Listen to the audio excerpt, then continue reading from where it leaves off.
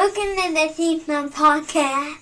Welcome, everybody, to another absurd episode of the Scene Snobs podcast. It's Christmas time. I don't know if you think I know or not, but I do. Because I'm wearing a Santa hat and lights for the people who are listening. Those are just for you. That's right, everybody. I'm Mick Manhattan from the Scene Snobs, and we are back again with another episode 306. That's right, 306 episodes of this show. And I might be going a little crazy. No, I am enjoying every bit of it, and we do have a great co-host. I can't even call him a guest anymore. He works for the producer. We have producer Paul here, but before I bring him in, I just want to talk to you guys. We got, I think, 2 more episodes of the Scene Snobs podcast till the end of the year. We're going to be doing our Christmas episode next week. We might have 3 because I might have a special interview with an old friend of mine who works in the film industry. And if I can make that happen with her, I'm really looking forward to it. And then I think we're going to do a crossover event, which we will have more information about going down the line. It's going to be a crossover with Sir Sturdy, and we're going to have a really fun thing for the end of the year. It's a New Year's special plan. So once we have those ironed out, I will definitely announce it. But if you guys don't know, we got still other shows going on as well. Does It Suck is still going. This week, we're going to be talking about Mad Max Beyond Thunderdome, and then that's every Saturday, so go check that out. Mick at Night is all new this week. We're going to be doing our Christmas special this week, because next week we're off. We're not doing Mick at Night. We have a very special charity script read of Casters for a Cause Does National Lampoon's Christmas Vacation. I love this movie, and I'm so happy to be in it with everybody, all my friends and stuff for the Christmas season, and just try and raise money for All for Lunch, which is a great charity helping out school kids who have school lunch debt and things like that. So all across this country. So hopefully it'll help us out. Thank you to our 2 donors already. We're up $50. Our goal is $400. So please, if you want to donate, links down below. I will put them in the links over in the comments as well. So if you're watching live, but you can find it anywhere. It's on our link tree in the whole 9 yards. So hopefully you guys will check that out. Thank you guys again for joining in. I just want to cover the gamut a little bit. With these last few episodes, we're kind of going out and looking into the new year, 2024, our 5th year, by making a little bit of changes, but going backwards a little. We've lost our absurdity in these past few months, and I feel like they need to be found. So we're going to be coming back bigger and stronger in 2024. Well, I'll say we're going to come back stronger in 2024. Bigger, maybe not so much. We're going to be doing a lot of things where we're directing everybody to our we have our Discord and things like that. We're going to be getting more so off of social media and all of the content ever. We want to direct and build a community, direct everybody to come over and build a community within our Discord, which has a lot of channels. Now, Scene Snobs, if it's anything, it's always been my mission to kind of collect a community of the outcasts, the geeks, the bullied, the losers, the weak, the everything in between, all that stuff I always felt I was, and all that stuff that a lot of people out there feel. People who want to just have a nice base of like-minded people who not just love movies, not just love TV shows or the geek fandoms and things like that, but positivity and being cool with each other. It doesn't matter how you vote, doesn't matter how you think, unless it's hateful. We don't want hate. We don't want trolls. We don't want any of that. So we're going to be focusing more on moving it towards, more of a personal community space. So rather than, hey, if you go check on TikTok this week, you can go do this and see a video here and there's content, or go check our YouTube. We'll have our YouTube going strong with all of our shows. That's our channel, our main focus. That's where we'll be broadcasting from. And then we're going to be doing it mostly live to our Discord and to our Patreon. So guys, join up on the free Discord, join up on the free Patreon. If you want to join up with the tiers, great. We love the support, helps us build out the shows and so much more. And it keeps us going. So thank you so much for that. But I did want to make those announcements so you guys know that in the new year, we are absolutely dedicated to absurdity. We're going to get crazier. We're going to get wilder. And there may be a few new things. One thing I do want to point out, I'm putting up a challenge in 2024. I'm putting up for our YouTube channel. Anyone can do it as long as you agree to the terms. Now, I'm not going to give away the terms right now, but we're going to call it the Awkward Questions Challenge. You step in, you have at least 5 questions, maybe 10. It's part of it. Like I said, I'm not explaining it right now, so you're going to have to bear with me and come back for this and stay tuned, because it's going to be fun. Now, you know what? I'm just going to save it. I was going to explain a little bit more, but I'm going to save it. The Awkward Question Challenge, it's open to anyone who wants to be on. We will record, and it will go up on our YouTube. It is not going to be anything salacious. It's not going to be anything embarrassing. It's not going to be anything crazy where it could get you in trouble at home or with your work or with your family. That is not what we're about. It is just called an awkward challenge question because they are awkward questions. And we want to know how you would answer them. Sometimes they can get a little risque. Sometimes they can get a little wacky. Always absurd. Hopefully you'll take the challenge. It'll be a lot of fun. There will be stuff to win. And without further ado, let's just start the podcast. We're going to be talking about we're continuing our Geek Gift talk. I have some links I want to share with you, stuff that you can get for Christmas, maybe some last minute stuff. Go check it out and some ideas for you. We're also going to be getting into it with Paul a bit. I also have reviews for Flowers of the Killer Moon, Killers of the Flower Moon, my apologies, the new Martin Scorsese film, and Candy Cane Lane, the new Eddie Murphy film. And I have a new mix movie pick from the year 1974. So let's get started. Let's bring producer Paul in, who's been sitting in the back taking care of business. Paul, what's going on, bud? Not a lot. How are you doing today? I'm doing good, man. I'm doing good. It's been a kind of a crazy, busy day. How you doing? Been busy as well. Just worked both jobs. Just got off. Just got to you. So no complaints just yet. And you're back to work again tonight. Am I right? So actually, big announcement for everyone. I'm signing a contract on Friday, so I'm actually able to get rid of those two jobs I've been bouncing back and forth through because this one pays a lot more than both of those together. So will it allow you some more free time? A lot of free time because I'll only be working like 1 a.m. to 10 a.m. 5 days a week. So not bad. So much free time. It's perfect. I love it. I love it. So, man, that is awesome. And now that's just has to be signed, right? Yep. I just fill out the paperwork on Friday. That's it. Well, then I'm not going to say it yet. Uh-oh. Just know that I'm thinking it, but I don't want to jinx it, so I'm not going to say it. Because in the Irish culture, that means something. Copy that. So, oh my God, okay. Actually, I wouldn't mind talking. So it's Hanukkah right now. The last night of Hanukkah is on Thursday. I grew up Irish Catholic from Jersey, of all places. So especially North Jersey, which is an even angrier part of the state. So my point here is my sister finally did one of those DNA test things or whatever. And I found out what I am. And I found out that I'm 5% Jewish. And I have to say, it has intrigued me quite a bit. I want to learn, maybe not more about the faith because I'm not into religion as much, but I kind of want to learn the history more and more. I never really thought about it. I know the surface, but I want to get in depth. So has anything like that ever happened to you? Honestly, I'm going to say not really. I've been petrified to ever take a 23andMe. I assume, like, since I was adopted from Honduras, I've always assumed I'm just 100% Honduran, but I could be a mix of, I could be Jewish for all I know. I doubt it, but it's a possibility. That's awesome, man. Well, I mean, you could be. That's the thing. Like, because I never knew. Like, I always thought just Irish. That's what I was always told. And then she did the oh no, I'm sorry. I was told a lot of Irish and a little German. So I was like, okay, cool, like whatever. And then I let it go. And then and I agree with you on the 23andMe. I don't want to take it either because I don't need them having everything. But my sister can do it. That's fine. They can still copy me, but more so it will be her. So it's all right. Although if you look at me and you put a mustache on my sister, we're twins. Really? We're not actual twins. She's 2 years younger than me. But if you put a mustache on her, we're twins. So that's sort of how that works out. But I will say, it has been intriguing me a bit because I found out we're Scottish as well, from a little bit of like Swedish, Denmark, and a little English. Okay. No German whatsoever. None.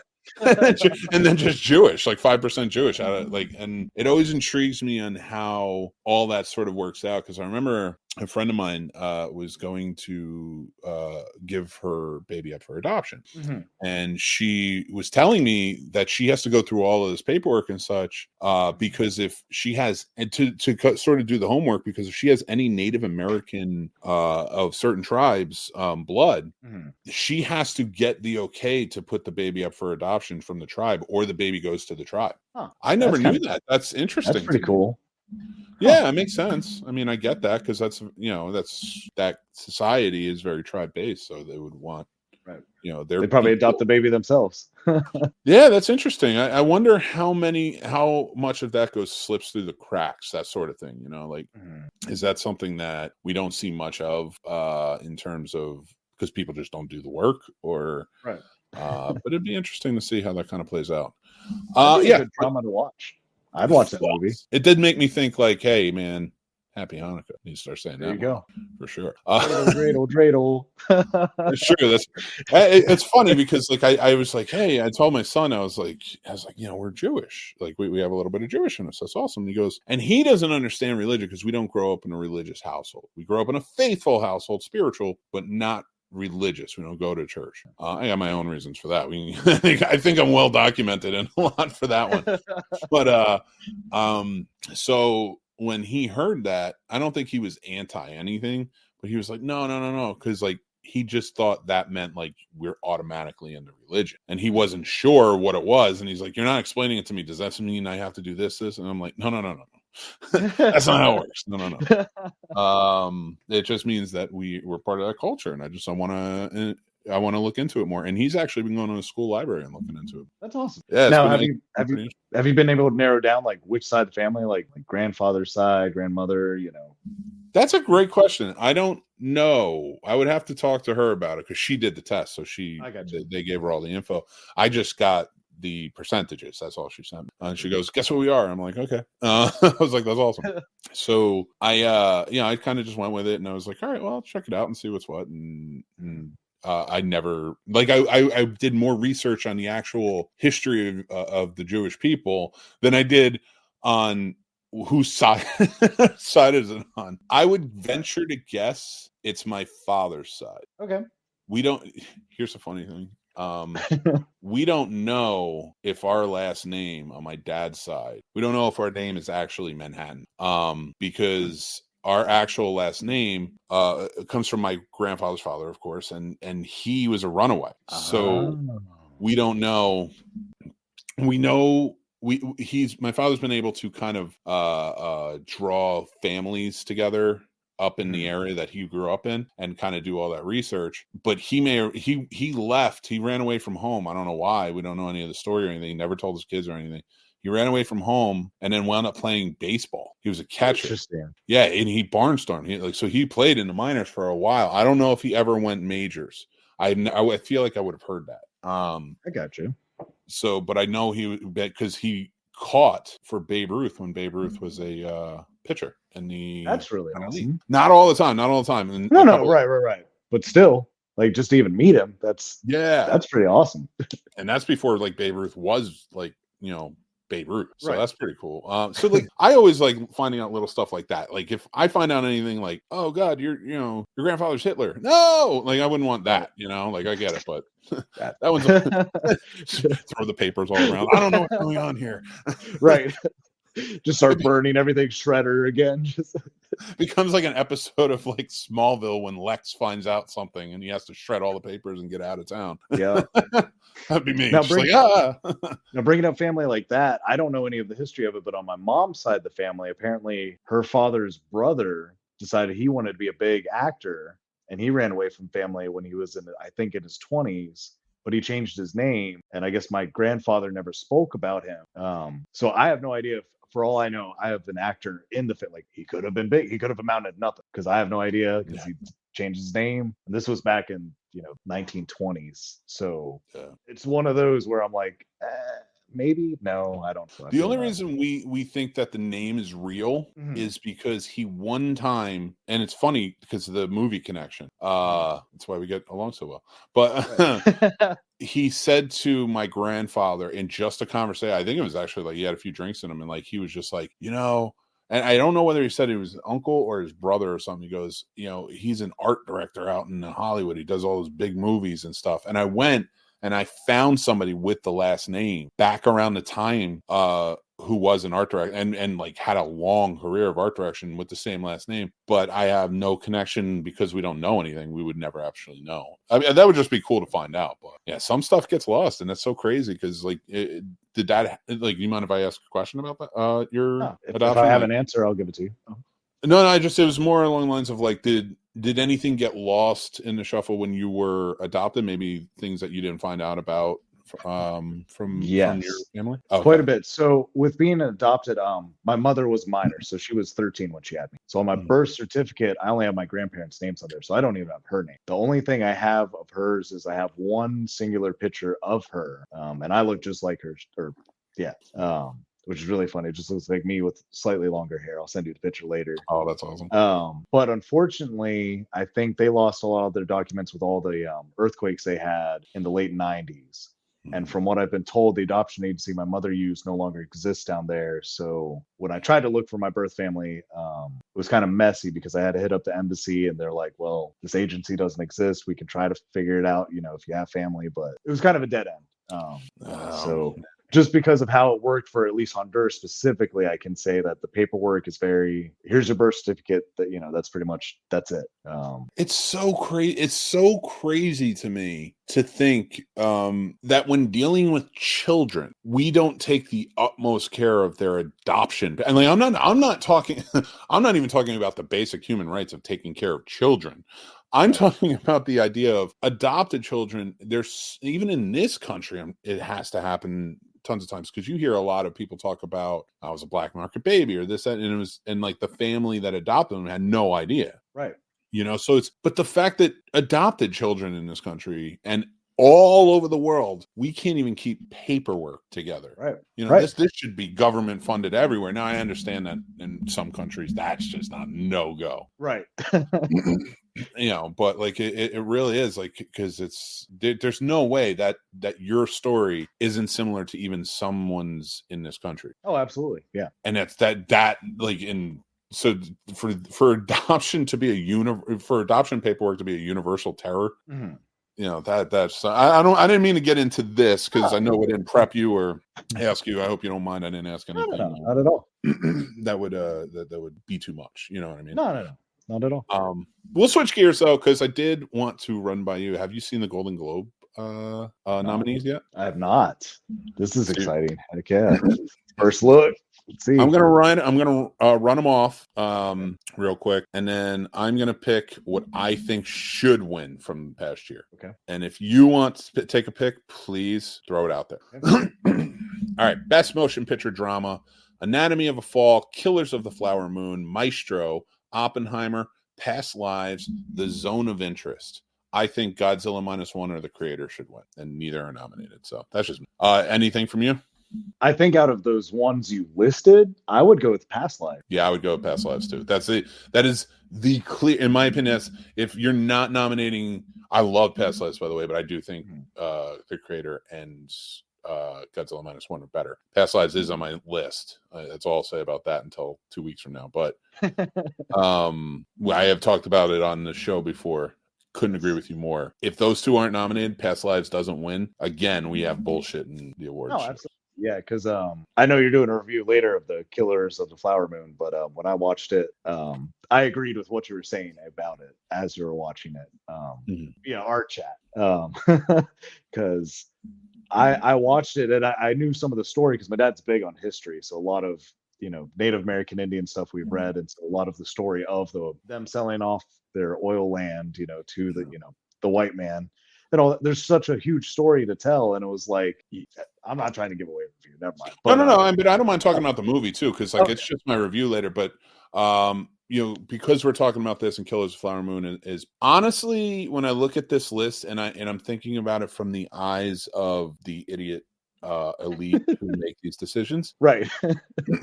I have a feeling Oppenheimer's probably going to be the big winner at the Golden Globes. I'm not talking about Oscars yet, but I have a feeling Oppenheimer's going to be the big drama winner because it's Christopher Nolan, this, that, and the other thing, and it made a lot of money. If not that, it's probably going to be Maestro. Okay. I don't think Killers of the Flower Moon deserves it out of all of the movies that came out last year on this list. Oppenheimer ekes it out for me. I think it's a better movie. I haven't seen Maestro or Anatomy of a Fall yet. Past Lives is a better movie than all of them on this list, so that's above the list already. Right. So it's like, but I know it's not going to win because I know the Hollywood Foreign Press BS. So, and The Zone of Interest I haven't seen, so I would like to see those, and I probably will check them out. But I have a feeling it's going to be Oppenheimer. If not, it's probably going to be Maestro. It has to be Oppenheimer. Like, I don't see how they're not going to choose that one. Yeah.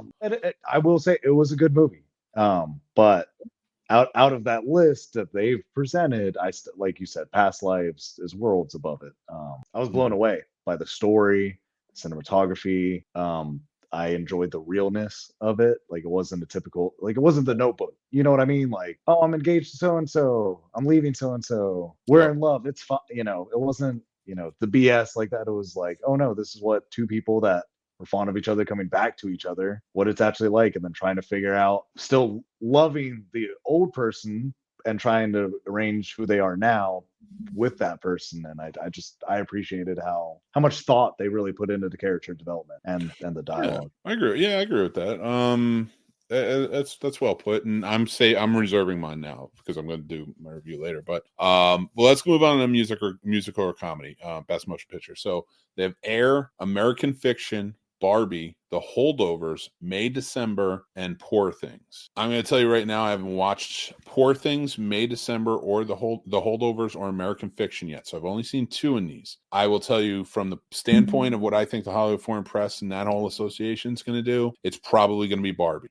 I think it's funny that two of the movies on here encapsulate the childhoods of both boys and girls. Air, and if you're a boy from the 80s, 90s, that encapsulates your childhood of Michael Jordan and the shoe and all the things that surround it. If you're a girl, Barbie surrounds that, in my opinion. And well done on both. I'm not putting either of them down. I think they're both great movies. I do have a feeling that when I watch Poor Things, that's probably favorite. Because I do, at least if I haven't seen it yet, I do keep up on everything. And like, what is it about? Because I know I have to see it at some point. So I try to Exactly. listen, people, sometimes I have to like methodically measure out what I'm going to watch when, because I can't watch like 4 dramas in a row and then without some sort of spice of life comedy in there or something. It will drive me utterly insane. Hey, Sturdy's here. What's going on, buddy? And guys, he has a show later tonight at live at 8. Make sure to check it out. Paul will be on. We're out here early tonight, so I'm gonna take the wife to see some Christmas lights. Oh, that's awesome. Yeah, wife and kids then it'll be fun for him. So and it's be fun for me too. Like, I don't want to act like macho man or anything. I'm gonna have a great time too. I'll wear my hat and my fucking lights. But not to backtrack, but with the Jewish thing, next year, do you think you'll be practicing, might be too strong a word, but do you think you'll go over any of the Jewish traditions for what they do for December? I will have a menorah. Okay. We will light the menorah because I have a menorah now because I always try to celebrate because I have friends who are Jewish. Okay. And if they come into this house, we have Christmas. It looks like Christmas threw up because we're into it. We love it. We love Christmas time and all that. So, but I'm going to have a menorah there. So when my friends come over, I will have a legit menorah for next year and we'll light it each day out of respect. It's not a faithful thing. It's out of respect.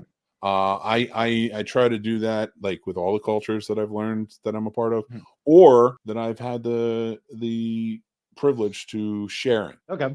That's fair. And I've had a lot of friends from different cultures and things like that, and they've taught me a lot of different things. And I love that stuff. I love experienced cultures. Maybe not an in-depth like eat all of our stuff and do all of this, and you have to act like, but like learning about it and slowly getting there and trying to, well, not slowly, but like in a good way, like learn how to respect those cultures and be a part of it. Like, it's just a lot of fun for me. So if you come into my house, I try to show that. Awesome. Not you though. I'm not gonna do that. Dang it! No Day of the Dead. You're gonna walk in and show me Honduras shit everywhere. Dude, come on, man. Here's some coffee beans and here's banana. They're both from Honduras. There's more. They've done more. Yeah, there's meat. Like, what else do you need? It's just cardboard cutouts of you in different poses that you didn't know I stole from Facebook. That'd be hilarious. Why do you have all of these? It's like, it's the most famous Honduras person I know. Honduran. Yep. I'm getting there. I'm slow to the punch, but I get there. I'm quick to get hit, so I feel that. There you go.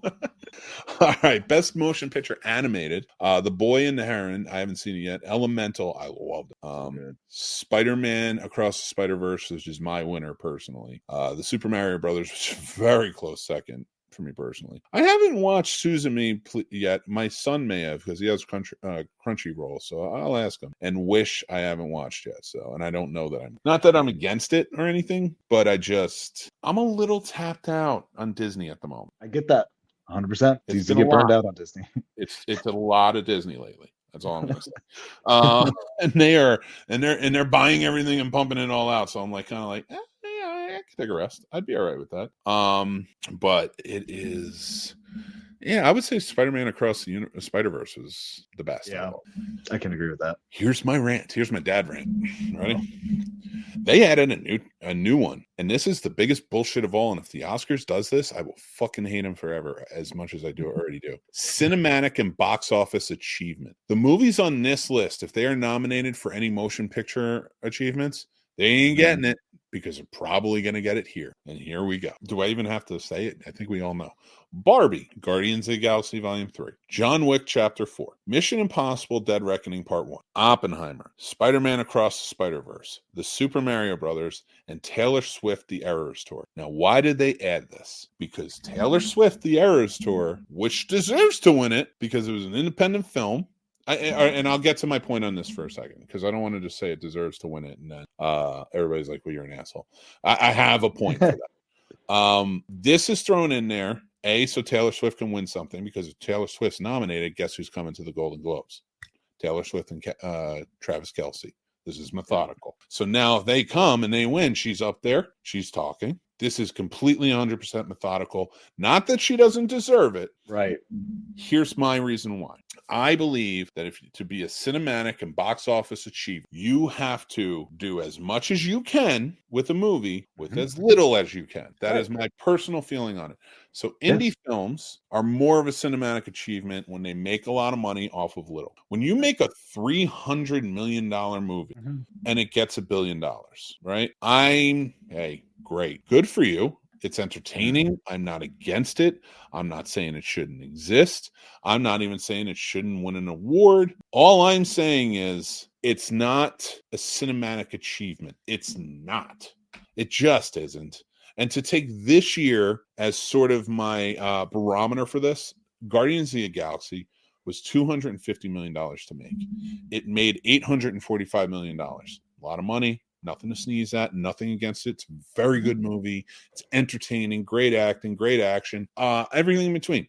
It is the best Marvel movie to come out in years. Yeah, in years. And there's no reason it should never not just be nominated for Best Picture for as much as it made. I get that. But if you want a real, true box office achievement, Godzilla Minus One was made for less than $15 million and made $35 million in its opening weekend, garnering it to have a bigger spread and made more money the next weekend. And then it's probably going to still make money because it's doing well. The Creator looks better than Endgame, and I love Endgame. It looks better than Infinity War, and I love Infinity War. But if those are two of the pinnacles of visual effects in the movie industry, then The Creator has better visual effects. Absolutely. And it has an amazing story to it. It's not a hard to keep track of story like Tenet was. It's not and I say that because John David Washington starred in that too, and he was great in it. But it was a hard movie to kind of keep track of. This is an easy, you get it. You get the idea of what's going on. It's drama-filled. It's wonderfully done. It's action-packed, but has heart. It is wonderful. I did a review on it, so I'm selling you on it again. The fact that movie was made for $80 million and only made like $200 million, still amazing. That's an achievement. People call it a loss. This is an indie film that was made for $80 million and made $200 million. Made less than how much it made the Marvels made. And look, that made like $70 million. Right. So when you talk to me about achievements and I look at this list, I'm sorry, Oppenheimer. Christopher Nolan, you're a wonderful filmmaker. I will take nothing in the technical side away from you. Your stories are very good. Sometimes they're boring. Sometimes they're hard to follow. Tenet was hard to follow, and it shouldn't be that hard to follow. It shouldn't. I don't care how realistic you want to be with it. Interstellar is great, but it did get boring at times. It dips. And I'm not trying to pick those movies apart. Cinematically, they're truly vision. So the cinematic achievement here is Oppenheimer deserves, not the box office. Now, he did great, but for the amount of money it costs, for the amount of build it was and everything else, you should have made more. Right. And I'm sorry, but the nuclear explosion in this isn't even the best nuclear explosion this year in a movie. So Godzilla Minus One did 1,000 times better. So I'm sorry, and I know it was all practical, but really, I love the snow globe level. Got to get sturdy in a snow globe. Yeah, I threw that one together. I do wish with a lot of their nominations, though, they'd keep one movie in one category. I get you can't always do that for movies because some movies hit, Yeah. but I really wish it was just one per category and it wasn't I six understand chances for. But each one should mean something different, though. And Right. that's I think that's what I'm trying to point out to everybody. I think everybody's because I know people are going to look at cinematic and box office achievement and be like, "What the hell?" Like, I mean, isn't that Best Picture? Essentially, it should be. But the problem is they do not give the Best Picture the award. Right. So this is their way of saying, well, you want us to give popcorn movies the award. No, I want you to give the Best Picture award to Past Lives, which is the best fucking movie in that list. But you're not going to do it because you're not above board. You don't do none of these award shows and Grammys, Academy Awards, all of them. None of them do it above board. It's all favoritism. It's like how the Democrats handle it in a situation where it's like, oh, we owe you, so we're going to just go with you rather than the best person for the job. So, and that's a true statement, you fuckers. But my point is, you can't add something like this to add more and try and make your people happy and watch when it's not real. It's not real. We want the awards to be real. We want people used to watch these award shows to see what's the best of the best. That has not been the case since long before I was even born. You know, Right. so it's such bullshit to me that it fills all of this, and there's so many great filmmakers who will never get a shot because they're not in the elite. And then I watch this, and this whole fucking thing is just to get Taylor Swift and Travis Kelce to the and you'll never get me to believe otherwise. I'm sorry. That's the only reason they want him there is for the Golden Globes, and she deserves to be there. She deserves to be at least nominated. I'm not saying she deserves an award. But she deserves to at least be nominated because that's a fucking achievement. What she did, she went around the studios and she put it out independently. She made it herself and put it out independently and earned that money herself. That's a fucking cinematic achievement. She did I'm it sorry. smart. Mission Impossible: Dead Reckoning Part 1 is not a cinematic achievement. It's the 7th in a long line and a great movie and a lot of fun in an action movie, but it's the 7th in a long line of movies that are very similar. Yeah. Same with Guardians of the Galaxy. Same with John Wick. Absolutely. Same with Spider-Man Across the Spider-Verse, which deserves to be nominated for a best movie, but it's not a cinematic achievement. Well, actually, I would actually argue that a cinematic achievement it might be because that animation is fucking stellar. Yeah. But I would take Super Mario Brothers off there. But that's the thing. That's why these are all bullshit, and that's why I can't read on with these. We'll talk about them because I just don't care. Oh no, we do need to talk about one more. Oh, I'm so happy about this. Okay. It's the only thing I'm happy about. Best performance by a male in a major motion picture, musical or comedy, the greatest goddamn living actor of all time. Well, I don't know of all time. Laurence Olivier existed and Robert Redford and many, but definitely the best living right now and acting and fucking been that way for 40 years. Nicolas goddamn Cage in Dream Scenario. I haven't even seen the movie and I cannot wait. Wait to see it. I want Nicolas Cage to win best actor in this in the Golden Globes. I want Nick Cage to win best actor in Academy Awards because that's the only goddamn motherfucker who deserves it. Sorry. He is. I'm sorry. Yeah. Every other person in this category, Timothée Chalamet, great. He emphasizes. He does well. Yeah. I liked him in Dune. I like him in a lot of his stuff, and he does emphasize he's a great actor. I am not taking anything away, but he has never turned it up to 11 on every fucking performance, and everyone is different, like Nick Cage. Matt Damon, Paul Giamatti, Joaquin Phoenix, Jeffrey Wright, all change who they are in each role. They are amazing actors. They deserve to be nominated for all of these roles.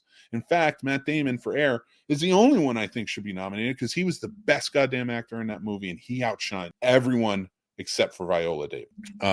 They weren't at 11, like you said. Nicolas Cage. Not to take it away from Jason Bateman or Ben Affleck or anyone else. They did great. They did great. But Ben Affleck just in that movie blew it out of the water. But Nicolas goddamn Cage for a movie I haven't even seen yet deserves this award because I know what I'm going to get. Yeah. He is the only surefire thing in movies right now that I know when I watch it, when I watch a movie called Dream Scenario that looks and feels like a weighted, wonderful, dramatic, also comedic turn of a movie, and I'm going to get a great performance, just like when I go back and watch Raising Arizona, or I watch Leaving Las Vegas, or hell, if I watch Vampire's Kiss. Say what you will, but his performance in that is amazing and it's one of a kind, and no other actor could do it. But I will tell you right now, I haven't seen Dream Scenario yet, but I know I'm going to get a performance that is I've never seen before from him. And that is why that man deserves the fucking awards, because he isn't the same character in Dream Scenario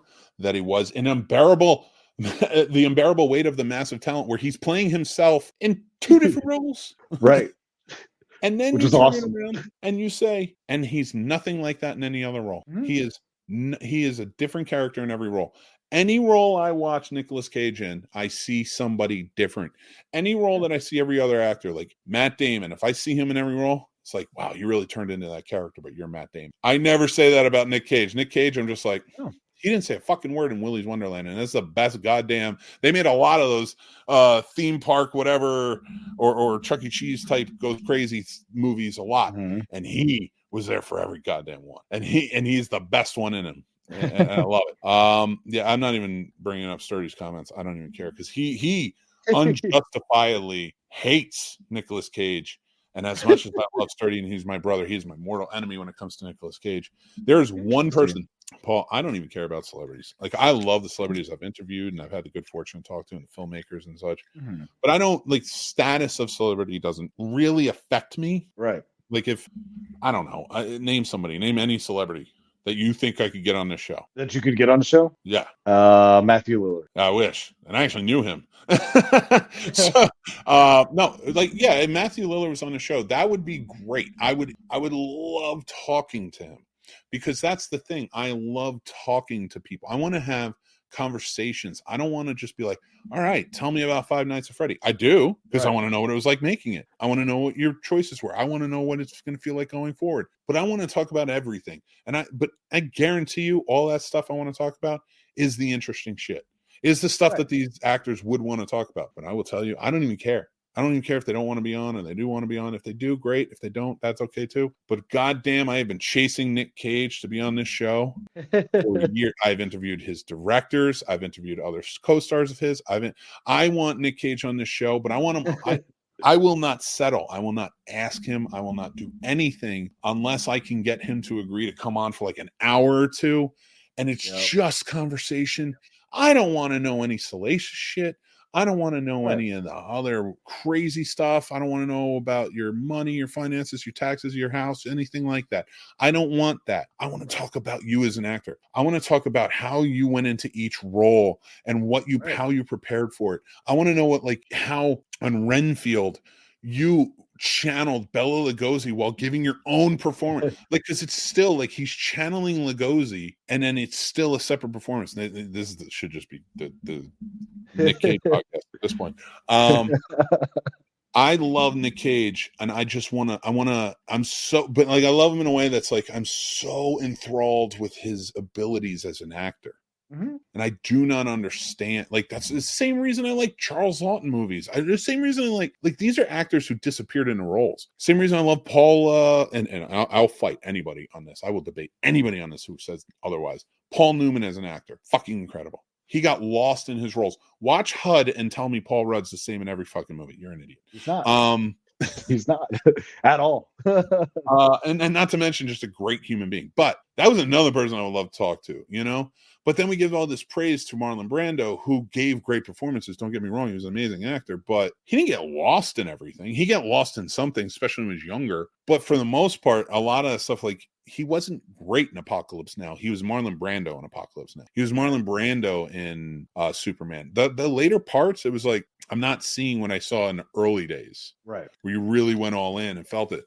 That's another thing to kind of talk about Killers of the Flower Moon that I'll touch down on here that doesn't need to be in the review is Robert De Niro's character. Robert De Niro is a great actor, and I don't think people give him enough credit because they don't want him to be anything else than what he is. Right. They want him to be the street guy. They want him to be this. They want him to be that. Watch fucking Stardust and tell me he's not a great actor. I love Stardust so much. Dude, but I'm not even asking you to like the movies that I'm talking about. I'm just saying, look at the performance and tell me, with no bias. Is this a great performance? Is this something different? Does it blow you away? Like or would it be the same with any other actor giving the same performance? No. Mm-mm. And Robert De Niro in Killers of the Flower Moon, along with Lily Gladstone, who played Molly in the movie, they were the two finest actors in this movie. I love DiCaprio, but he does not shine when he plays.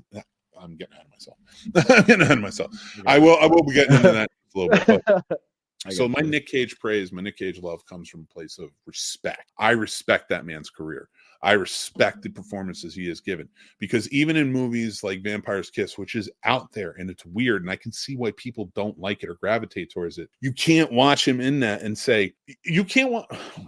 How can you watch any Nicolas Cage movie, watch two fucking Nicolas Cage movies from the same time period? Because that man has reinvented himself every time. Now, I understand that I'm getting a little abrasive here, but because I believe in what I'm saying. Watch any two Nicolas Cage movies and tell me, oh, that's just how he is. It's not. You can't. He's different in every movie. Watch The Weatherman and watch The Family Man. You should think those two movies should be exactly the same, and they're completely fucking different movies. Sorry, I know I'm cutting you off, but I'm very passionate about my Nick Cage. Did you like Blue Velvet with him? Blue Velvet? I think it was Blue Velvet. I don't think he was in Blue Velvet. Which one was that? It was in Blue Velvet. He was in Kyle MacLachlan and Dennis Hopper were in Blue Velvet. Make sure I'm not. I don't think Nicolas Cage was in that. I'm not 100% sure, though. If anyone wants to throw it out there, let me know. Yeah, Kyle MacLachlan was the star of that. I don't remember Nick Cage. That's all right. Yeah, we all do it, except for me, because I'm the best. No, I'm not sure which one he was in, but honestly, if he was in it, yeah, I probably would. Even like a lot of like the crappy stuff. Well, said to be crappy stuff that he put out. Like, I like Jiu-Jitsu, and I know what that movie is, but I liked it because it was just wild martial arts that was not Jiu-Jitsu in any way, shape, or form. But Nick Cage was a lot of fun in it. He was the highlight of that movie, and he was just wild and crazy. But yeah, that's my Nick Cage love. But we didn't get to any gifts, and we're almost at all. So there are a couple highlights I want to show. It's just one of those. So like, I'll show you some of the things that I had from, because again, if you go back and watch last week, we covered a lot of the gifts, but I'm going to do a highlights right now. Okay, let me pull it up. All right. So what do you want for Christmas, Paul, while we do this? Ooh, I don't know. I was trying to think of new things that I wanted for Christmas from the list after last week. No, I was well, what was the last week? Did you find something? No, I'm just, other than the couple, like the Scream mask and a few other things I had shown you from last week. Trying to keep movie makers things in mind. I had found it's probably, well, it's up your alley as well. It's a horror guide to where you can just fill out everything. So say like, what would you rate this movie, and what was the kill count? What was the best kill? Why did you like this movie or not like this movie? But it's like a horror's guide to watching movies, and you can fill it all in. And I found that, and I was like, that's actually pretty fun, because then I can rewatch all the horrors I've already seen 1,000 times, but actually review them that way instead of only being a digital review. It's actually funny you mentioned a horror gift idea, because I have one for everyone, and that's buy tickets. Buy your VIP tickets. So good with these segues. No. I'm just throwing it out there. So right now they're doing $10 off weekend passes, early bird for a limited time. They have weekend and VIP. So like Carolina Fear Fest, we work with them and such, but this is a cool gift. And part of what I'm, saying with this, and tied into our sponsor for tonight, to segue, it's be great. Like if you know people who want to go, it's and you're near Raleigh, North Carolina, or you want to go over there. Like we have people coming from Michigan, Ohio, all over the goddamn place. I think next year Sturdy's coming from New York. So buy tickets, buy your VIP passes. Why not, right? And then let them cover the hotel. So that's one way. Make sure to get them quick, because they do sell out pretty quickly. As someone that got VIP last year, I will say, it's worth the snacks. It's worth the extra lounge time. The swag bag is absolutely worth it, because you get gifts from a bunch of the shops anyway, like little souvenirs. I don't get anything. I'm sorry. They don't give me I work for the damn place. I don't get a swag bag. I see everybody walking around with swag bags. I'm like, where's my swag bag? I gotta buy a VIP pass. I do. So if you get a VIP pass, it's exclusive to you. But yeah, I think it's absolutely worth it. Oh, you're not gonna get one next year. I know. I'm gonna be like you. I'm gonna be like, you're bag. Coming down to the bowels of like terribleness because you work for the Scene Snobs. Yeah. No perks. There's perks, but they're just not good perks like the other one. But I like that idea, and like I like that idea of a guide too. Yeah. So yeah, because I didn't do it. Dan got me years ago for Christmas, and I love it. And it's sitting there because I told him when he gave it to me, I'm going to do this one with my kids, and it's the Scratch Off horror movie. Right. So I got to wait till they're older though. There's a lot of movies on there. It's kind of like we scratch this one off. You're not watching it for another 10 years. So I'm going to hold on to it. But at least then I'm ensuring. So he gave it to me in like 2020, 2021. So all the movies that go up to 2021 that I'm going to make sure that I want them to see in the horror genre, I'm glad to hold on to this rather than buy a new one. Because you can always buy newer ones for movies that came out later. So I dig that. Also...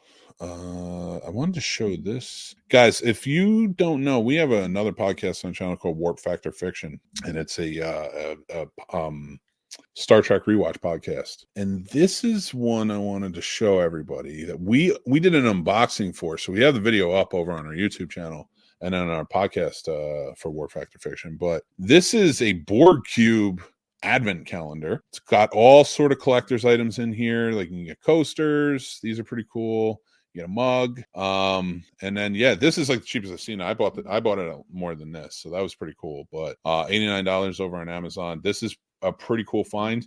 And if you are interested in knowing and not doing the advent calendar side of it, and you want to know what's in it, like I said, we did the unboxing, so you can go check out the video or podcast, and you'll find out. So that's one thing. And in the same vein, another thing, if you're a Star Trek fan, that I wanted to point out last week, but I didn't get a chance to get to, is right here. If you're a fan of Picard, like the character, this is an awesome gift. This is the entire Picard legacy. It's all on Blu-ray. It's got tons of stuff. I think it's like 35 hours. I'll read it off to you so you can check it out. But this is a very cool gift. And like I said, it's the entire legacy. So if you're a fan, so it's got over 35 hours of features, premium package containing 54 Blu-ray discs and exclusive collectibles. All series and films featuring Captain Jean-Luc Picard from Next Generation seasons 1 through 7, Picard seasons 1 through 3, and the 4 Next Generation movies, Generations, First Contact, Nemesis, and Insurrection. Exclusive collectibles, a magnetic Captain Picard badge. Oh, cool. 4 custom Chateau Picard drink coasters. Very cool. I like that. Custom deck of playing cards, because, of course, they're big poker players in the show. An exclusive version of the Wisdom of Picard Legacy Collection Edition, featuring a new cover art and includes quotes from the latest seasons of Star Trek Picard. That is an awesome gift for Star Trek fans, and it's like $200. So I'm not getting it, but you should. That'd be and then I had one I wanted to share for the other geeks out there who love like D&D. I bought this for a friend of mine, which I can't say because he listens to the show, and I don't want them to know what I got them. And this comes from it's called Mystic Libations, a critical cocktails for the thirsty adventurer. It is an awesome cocktail mixology book that has all these different recipes that will entice all of you wonderful D&D lovers out there. So you should check it out. And the very cool part about this is the guy who runs this site and the guy who put out the book is, I have interviewed him. It's Todd Stashwick, another Star Trek alum and 12 Monkeys and a 1,000 other things. He's a great actor. Go check out the interview. And we talked about a lot of stuff. So they're sold out here, but they are available if you go over on traderbrandon.com. Trader Brandon has also makes some other very cool stuff. I have some shirts by him and stuff. So go check that out. And they also sell it on Amazon, so you can get a copy there. That's sort of where I'm at. I do have other stuff, but I have to get to my reviews now. But I will say one last gift idea that you can do, and the affiliate link is down below, is StubHub. Next year, got a lot of stuff coming up. There's a lot of concerts and ball games and things like that you can get tickets for. I've never had a problem with StubHub. I love them. So go check them out. Affiliate links below, like I said. Tell them the Scene Snob sent you and go get your stuff. We got our Taylor Swift tickets off of there, and we had absolutely no issue when everybody else was. So you can go check that out as well. All right. Now, Paul, I am going to bid you adieu, unless you want to hang out in the green room like you're supposed to, because you don't get the VIP bag like and everyone else. Yeah, that's fine.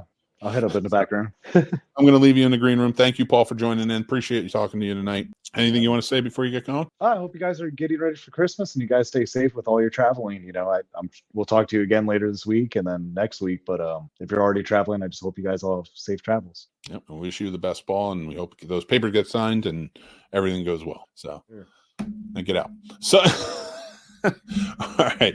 I am very excited about this. So we are going to do our reviews today. That's right, everybody. We're the Scene Snob Reviews. Killers of the Flower Moon, the new movie by Martin Scorsese, starring Leonardo DiCaprio, Lily Gladstone, Robert De Niro, and many, many more. And then we have a Christmas future classic, maybe? Candy Cane Lane, starring Eddie Murphy in the not a titular role. He lives on the street that is actually where it takes place, Candy Cane Lane. So let's start with Flowers of the Killer Moon, because I have a lot to say and I want to say it. Flowers of the Killer Moon is about the Osage Indian murders back in the early 20s, 30s. It started more towards the teens, like 1914, I believe, is really when it was sort of started kicking off. And the main character in this story, played by Leonardo DiCaprio, named Ernest, who is a real person, married one of the Native American Osage women, who had a long-standing wealth from oil that was discovered on their land. And what they would do is, and it was horrifying, the government would make these Native American people have guardians, like white guardians, to kind of come in and handle all of their finances and stuff, would tell them what they can spend on and what they can't spend on. And they would actually have to, like, it was in this movie, they depicted it as they would actually have to secure permission. They would actually have to kind of beg for their own money, and they could still be denied. That's horrifying and ridiculous. Sorry, my dog's barking, but don't usually let it happen. But Killers of the Flower Moon, it was a 4-hour movie that just tells this horrifying tale, and it really made me want to go and do a deep dive into what was actually occurring and happening, and I did. And it is a crazy story. I do think that everybody should read it, just like the Tulsa murders and things like that. These are things that in history that we should be privy to, but this was a really important story to tell. Now, as for my movie review, I don't think it told it properly. I had a lot of problems with this movie in terms of story. I think the acting was very good. Leonardo DiCaprio, like I had said earlier, didn't really shine in this role for me, but he doesn't shine in similar roles like this. When he plays like these Slavic characters, he's great in them. He gets lost in them, but there's something about it where he doesn't shine. It's like the Wolf of Wall Street or the Catch Me If You Cans and things like that, where he really shines. Where, in my opinion, he's like up and at him, peppy, things like that. So that's just my feelings on his performance. Still not a bad performance. He did fantastically, and the story's good. It's based on a book, and more so than the actual history. So it's following the perspective of Ernest throughout the movie, and closely following his uncle, William Hale, who Robert De Niro played, who they were the ones that were, William Hale was this rich cattle baron who was making his nephews and others marry these women to control the wealth and kill them off and other members of the tribe and family to gain the access to that wealth. And it was horrifying. And they tell that, and it is disturbing what is shown in the fact that this is a true story. But where the movie, for me, just didn't get it right was that it shifted the perspective to the villains. Now I'm sitting here for 4 hours watching the villains' perspective and watching the horror unfold from their side of it. They're not justifying it, but I kind of wish it was either told from the perspective of the victims, so then that way we can get that idea and like how it affected them, and it was more personal, because Lily Gladstone was doing a great job in this role as Molly, but I feel like she was reined back in. Like there wasn't enough of her. It should have been her story from her perspective. It's all of her sisters dying. It's all of, she goes through the most within the character's movie. I'm not going to say in real life, but she goes through the worst of it. And her husband is at the heart of it. So there was a lot there that I think you could have done and empowered a female character like that, and it would have made for a better story than what we got. I don't care about the villains. I care about the villains when they're interesting and sympathetic. These aren't sympathetic villains. They're trying to be, especially Ernest's character and with Leonardo DiCaprio and how he played it, but they're not. And you don't care about them. And the things they're doing are vicious and cruel and disgusting. So it's not getting me to cheer for you when I'm seeing it from their perspective. With that being said, That's a personal preference. There's plenty of people who don't mind their perspective, so I can understand why they really liked it. I do kind of wish if they didn't go from the perspective of the victims, they maybe did a dual perspective like he did in The Departed. That could have been really cool too. I just wish there was a little more thought than just adaptation of the book. Because rather than just adapting it from the book and having Scorsese work with his team to actually tell a story that he could have made really well done and shorter. Let's be real, shorter. There's a lot of stuff in there that didn't have to be, generally on the side of the villains. But it was jarring for me that it was like that. So I didn't love it. I would have preferred the perspective to be a little bit different. I don't know. I'd love to hear what you guys think. But my review of this, my rating for this movie is 4 out of 5. Good movie. Great movie. Good performance. Well shot. Everything about it was really well done. But the story just kind of suffered, and it takes away microphone. But let's move on to our next movie, and that is Candy Cane Lane. 5 out of 5. No, I'm just kidding. Of course, I'm not going to do that to kill it. The Flower Moon. Candy Cane Lane is a movie where Eddie Murphy, having just lost his job, he was always about the craftsmanship that goes into things like his Christmas decorations are all wood carved, and he puts a lot of work and time into it. And it's a whole lane where everybody tries to outdo each other with the lights. So that perspective was interesting. Then he loses his job and he realizes, oh, the winner of the light contest or the decoration contest wins $100,000. So he becomes obsessed to try and win that money to help cover a lot of things. And it turns out that in reality, it's not, everything is not always as it seems. He goes and he buys a very special decoration from an evil elf. Yes, I realize this is the story, but whatever. It's not that bad. It's all right. I'm not even gonna get into it anymore. It was a fun family film, Christmas film. Is it anything to write home about? Not really. I would put it more on the, next to some of these Christmas films where it's like you watch them, but they're really not the classics. But I do think this could be one that's good for the family every year. Just something to sit down. It's silly. It's funny. There's a lot of good things, a lot of good gags. I'm sad to see Eddie Murphy kind of step away from either revisiting roles. I know Beverly Hills Cop 4 is coming out, but that was pre-planned before the pandemic. But he was on a roll there with like Dolomite and a few others. And I felt like he was gearing up to be more into his stand-up. And then after COVID, it kind of changed things. So we got this movie, not bad. I don't mind the Eddie Murphy family films because I don't think he does a bad job in them. I just don't think he's always the right role for him. In this one, I do. So I did enjoy it. A lot of it is because the whole family works together. It was enjoyable. It was an enjoyable Christmas film. That's the best way. I'm middle of the road. 3 mics out of 5. I've seen way worse. I've seen way better. But if you like Christmas films, it's worth checking out. All right, everybody, we're gonna move on. Thanks for watching. Let me know what you guys think in the comments. I'd love to hear what you guys think. Or join up on our Discord, like we talked about earlier. The Snob Nation Discord is free to join. Links down in the link tree below. We'd love to have you, and we'll talk about everything there. Channels for everything. So, all right, it is time for a mixed movie pick. 1974. Here we go. I went with a movie from 1974 that a lot of people probably won't give a chance, and they should. And that is Foxy Brown. Pam Grier is fantastic, and this is a great role. It's a great character. She is terrific in it. It is a great representation of exploitation of the 70s. It is a great representation of the times, but it also has a lot of heart, a lot of feel, and a lot of touching, cool, action-packed moments all over the place. I really do think that if you haven't seen this, you should check it out. It's the same as like if you're watching a lot of the exploitation films of the time. They could get a little wacky. They could seem a little surreal sometimes, but they were always worth it. So, check that out. That is my mixed movie pick for this week. Thank you guys so much for joining in tonight. Thank you, Paul, producer Paul, for being here. We love him. Guys, like I said, my promise is to be way more absurd in the new year and to do a lot more crazy things. But you got to join up on the Discord and you got to be a part of it because we are moving to building the community now. It's 5 years and we want to do that. And we want to do that with you. So make sure you join up on the Discord. I told you everything else, who our sponsors was. Thank you, StubHub, for everything. We gave you all the geeky ideas. Hopefully you guys like them. If not, tell us some of the ones that you're going to be doing. We'd love to hear that too. Thank you guys for always being around, always being a part of it. I truly appreciate you.